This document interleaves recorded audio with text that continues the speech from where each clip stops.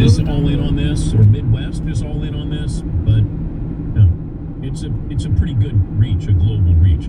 877-3DP Show, email address, dp@danpatrick.com, Twitter handle @DP Show. So the Blue Jays handle the Dodgers 6-2, tying the series at 2 games apiece, and they go back at it tonight again, and then you'll have a day off for travel, and then it resumes on Friday night, and if you get to a Game 7, concludes on Saturday. Yes, Paul?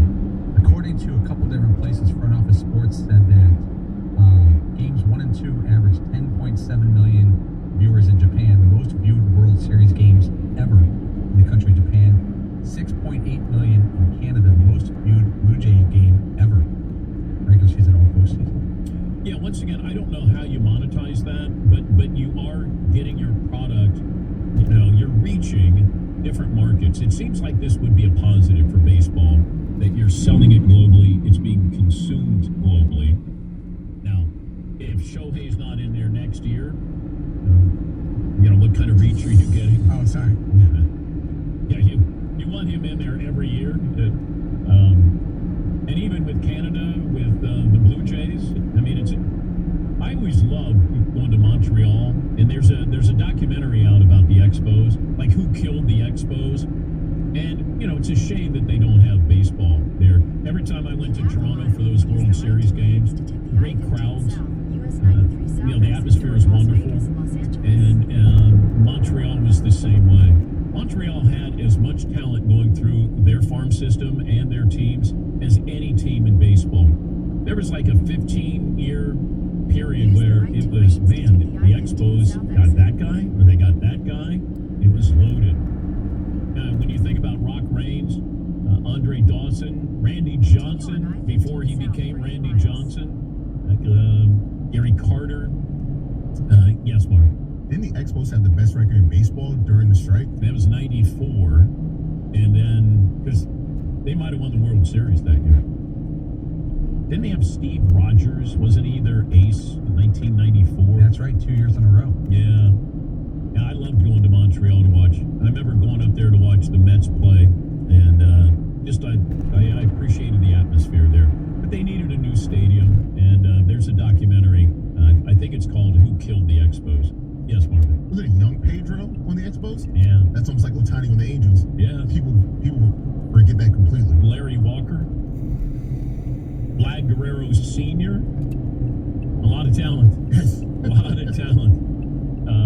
But I enjoy the atmosphere there, and maybe they get a baseball team again. I like the Expos. Yeah, I love the uniforms too. I remember seeing somebody. Who is it? Gordon Levitt. Is he the actor? Joseph Gordon-Levitt? Yes. Yeah. I was on a plane with him. He had an Expos hat on, and it seemed just kind of random. But I go, all right, and I did it. I said, hey, I love the hat. He goes, yeah. I don't think he knew what the significance of it. It just looked kind of hip. And he had an Expos hat on. I mean, I don't know if he's from Montreal or he has baseball in his family or something, but it just seemed like a random, all right, I'm going to give you a little tip of the cap. Yes, Mark. As an Expos hat owner, it's about the style. Like, oh, you missed the Expos? Sure. I miss seeing this logo a lot more. Yes. Yeah, Paul. Going back to Japan and the World Series, that 18-inning game in Japan, that was right in the middle of the day. That game started at 9:15 in the morning in Japan and ended at 3:30 in the afternoon. So everyone around there got to see it. I wonder how many people didn't go to work that day. I saw a report that they were broadcasting in schools and letting kids. Yeah, I'm serious. There was photos on CNN about kids in schools in Japan got to watch Ohtani.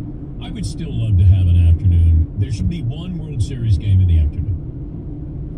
And maybe when we get the commissioner on, I'll say, can we make it a holiday? Can we do that? How about we have an afternoon World Series game? And I know they talk about revenue and the TV, all that stuff. I get that. But not everything has to be about the money. It shouldn't, I know.